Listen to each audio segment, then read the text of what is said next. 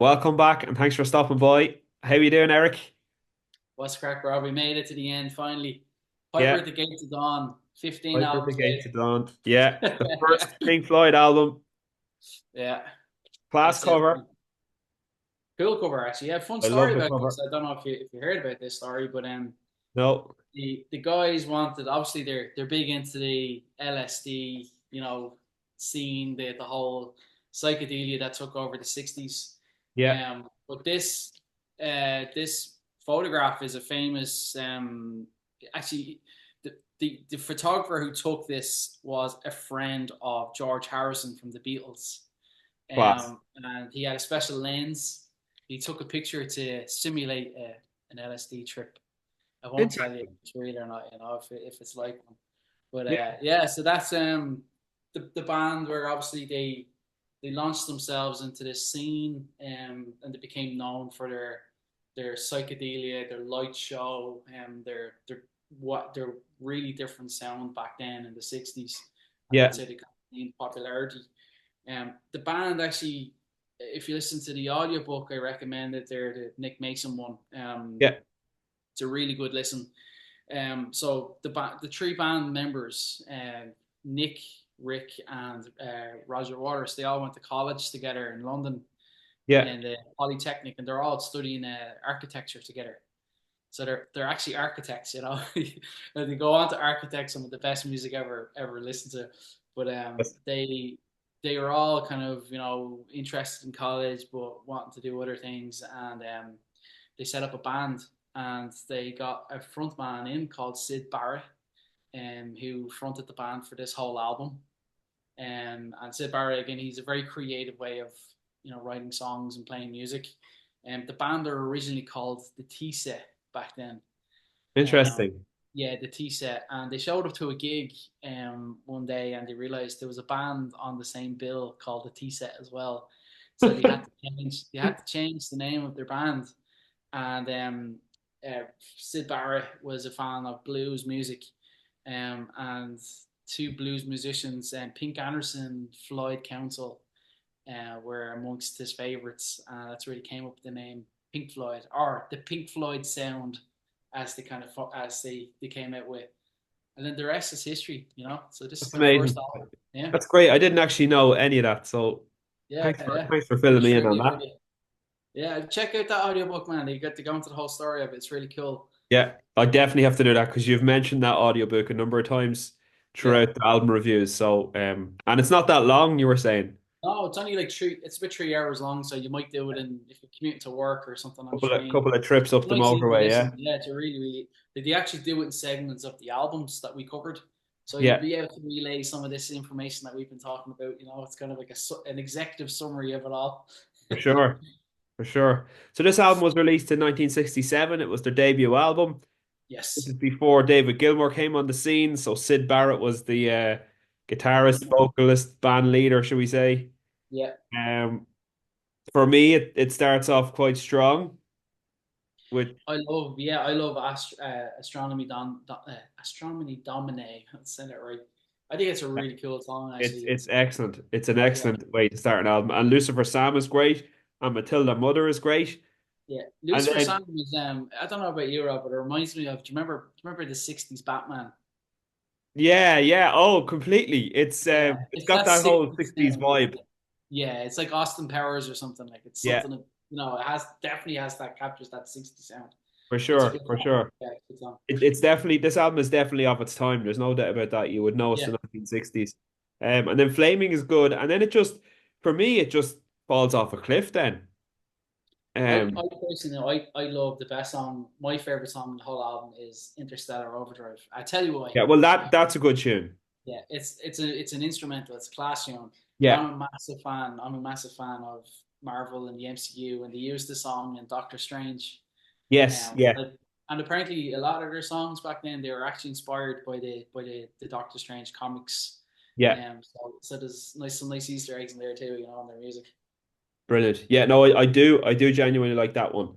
Um, but there's a lot of very odd stuff here. Even that song "Bike," which actually appeared on the Echoes Best of.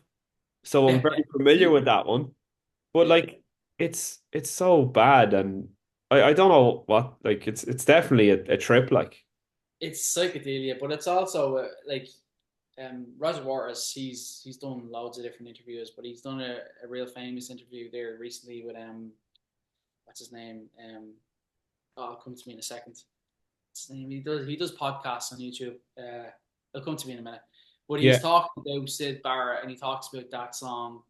He sings some of the lyrics in it, and it's good homage to who Syd was. It's all to do with like a romanticism, the way he wrote music. It's a very different way. He's very rhythmic in his words and his Mm. vocals and stuff. So I actually I don't mind that song. It's not the worst. I think Nick Mason's "Stars Are Full of Secrets" do some pretty good covers from this album. Right, okay.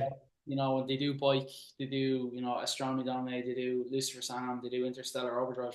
All the Yeah. best songs I think on the album they cover. I think the songs that you mentioned they're kind of dip the album. They're a little bit Yeah. they're strange, but you have to remember it's a psychedelic scene. This is a completely different Pink Floyd. You're listening to like Dark Side of the Moon or Wish You Were Oh, for Here. sure, Completely yeah. different bands, For completely sure. different bands. No, to be honest, I wasn't listening to this because I was kind of preparing myself.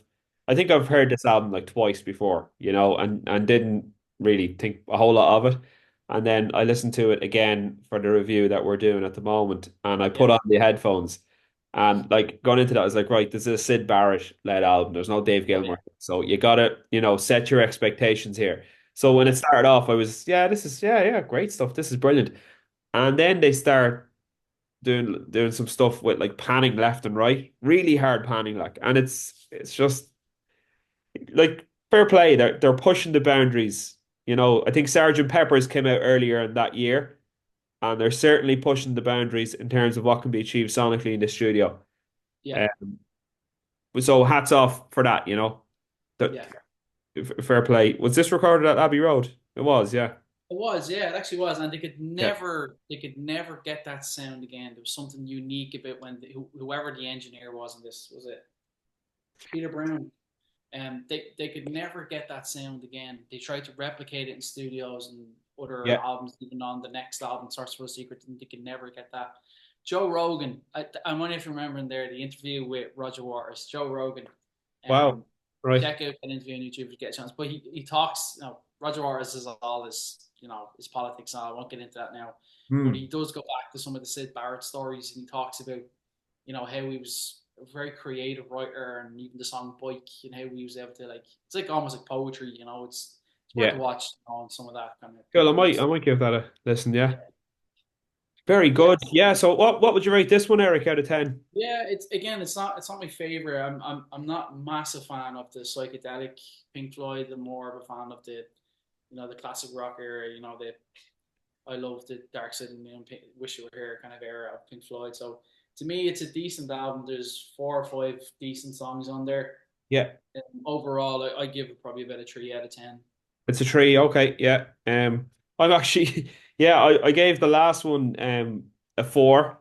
So I'm gonna give this one a 5 because I actually think it's a better album. I'll definitely stick this on again. Like the first 4 songs I was very impressed with, and I love Interstellar Overdrive as well.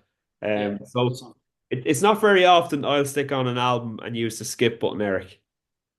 I Yeah, usually get 3 or 4 songs through, and then I have to go and do something. I'll turn it off, and I'll come yeah, back, and I'll pick up where I left off. And I generally would be, kind of disciplined like that. I want to listen to the album as a whole, and I want to kind of experience it as it was meant to be heard, and consume it that way. I'm not like, if I want to listen to one track, I'll stream it on my earphones. But when I'm listening to a CD, when I listen to the physical yeah, media, I try yeah. and give it the respect.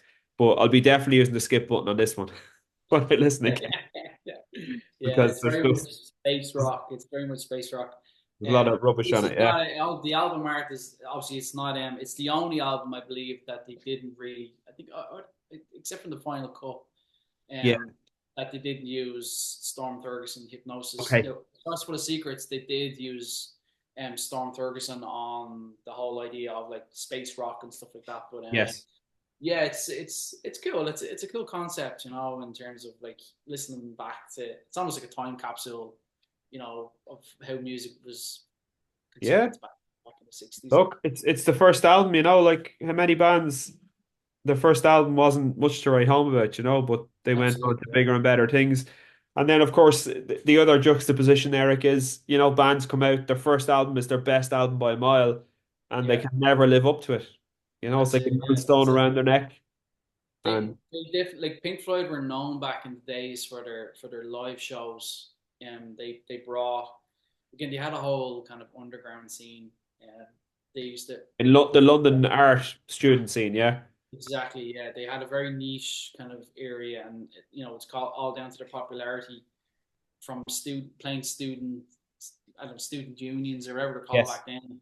Very good, yeah. They created a whole scene, and they had a club called the UFO Club where a lot of their infamous gigs happened. But I thought I'd mention this one here as well. This is a good DVD if you're into the whole psychedelic Pink Floyd. It's kind of the recordings from 1966 and 67. So you kind Wow. of get all the kind of the live gigs from the Syd Barrett days. And there's one or two of them where he's standing there completely spaced out and he's off his head on LSD. But it's a good listen. And what's the quality like on the picture? Yeah, it's not the best quality to be Grainy, honest. yeah. Is that an Yeah. official Pink Floyd release? Do you know what? I think it is. I I think it is, man. Yeah, I think it is. Or it could be just like bootlegs and stuff that fans put together over the years. Yeah. Um, And you'll generally know by the label, like if it's EMI or Warner or Sony. Uh, no, not seeing anything like anything I know affiliated with Harvest it. was the record label for a lot of Pink Floyd stuff Yeah, in the UK back in the 70s. And then was it Columbia in the US, I think were their label, but yeah. yeah, but still all in all it's great to have. Yeah, like I'm into that, especially like I go through phases of just being obsessed with a band, and I bought a lot of Pink Floyd stuff, and I'm probably gonna buy more. I have my eyes on, the early years box set and the later years box sets. I'm probably gonna get and just have them as collector editions. On Um, vinyl or CD. they're a mix actually. When you open them, there's anthologies, there's like 4 or 5 anthologies, and they're all Yeah. some of them are, for example, Pink Floyd released a whole heap of singles like See Emily Play, what else? Look to the Sky. They have some really famous songs that are now famous, but back Yeah. then they bombed. The singles never worked out for Pink Floyd, and they started releasing singles and they stopped. Um, Point That's at the sorry, Sky. see Emily Point at Play. the What Sky. what album was that from? It's not on an album. It was a single they released. Right. It was on Echoes, I know. The Yeah, best they, of. they put it on some of their best ofs, but it's not Yeah. actually on any of the Pink Floyd albums. Um, Interesting. like I said, that one, "Point at the Sky," another real famous song, but it was a single they released. Wasn't on an album. It was the Yeah. last single that they put out for a long time because singles just didn't really work for them at the time. So yeah, Yeah. it's very interesting. And those anthologies that I was telling you about, they have all the finals and some of the artwork and stickers and all these mad things. So It's nice collector's items, if you're into that. absolutely. Look, when you're a big fan like you are, Eric, it just completely makes sense.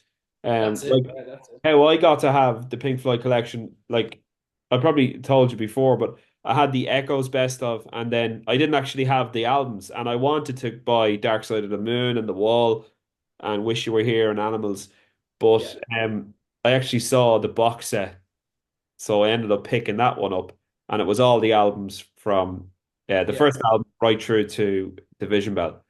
class. Yeah, So that was cool, and then obviously Endless River came out then in 2014.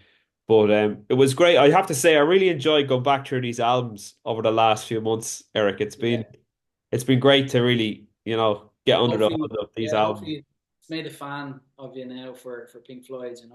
Oh, for sure. No, I've always been a fan of Pink Floyd, but I think I'm a bigger fan now. Yeah, yeah. It makes you appreciate them. It really does. Like they were unbelievable musicians. Still are to this day. Some of the Yeah. stuff they put out was incredible. So up there, like I said, my favorite band, and I recommend to anybody that gone through all of the albums, um, get stuck in. It's a nice kind of it's a nice band to be into from a music aspect and an art aspect. Yeah. A lot of music have a lot to say. Yeah.